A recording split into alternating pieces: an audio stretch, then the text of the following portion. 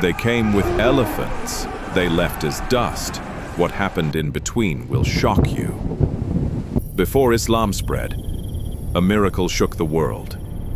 This is that story. An army of elephants stopped by bird. This is not a legend. This is Surah Al-Fil. Was the year. An army came to destroy the house of Allah. In the heart of Makkah stood the Kaaba, honored above all else. Far away in Yemen, Abraha burned with envy and ambition. He built a grand cathedral, hoping to steal hearts from the Kaaba. But no matter how glorious it looked, the people never came.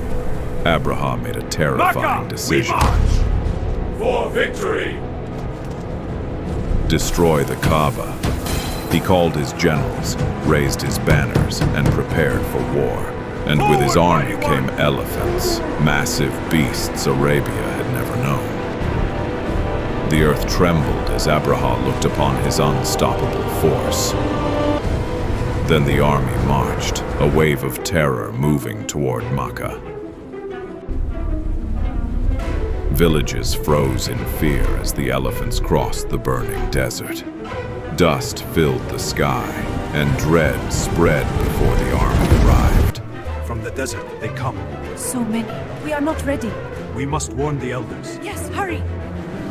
Then Abdul Muttalib stepped forward, calm while others trembled. His people looked to him, and in his silence they found strength. Have faith. Soon, Abraha's men seized his camels as a sign of dominance. Abdul Muttalib heard the news, and his resolve only deepened.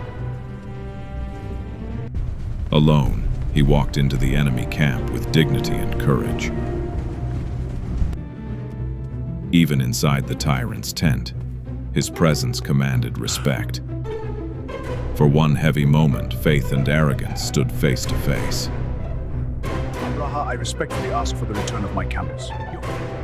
Abraha mocked him. Camels? You speak of camels, while the Kaaba itself is threatened? Your priorities are truly astonishing. The camels are mine, and the house has a lord who will protect it. Those words struck deep, but Abraha buried his doubt in pride. Abdul Muttalib returned, while the desert wind grew stronger around him. Beside the Kaaba, he raised his hands and called upon Allah. The people left for the hills carrying fear, tears, and hope. That night, the Kaaba stood alone beneath the silent sky. At dawn, Abraha's army prepared for the final advance. But when the lead elephant faced the Kaaba, it stopped. Stubborn creature. They pulled, shouted, and struck, but still it would not move. Turn it away, and it walked.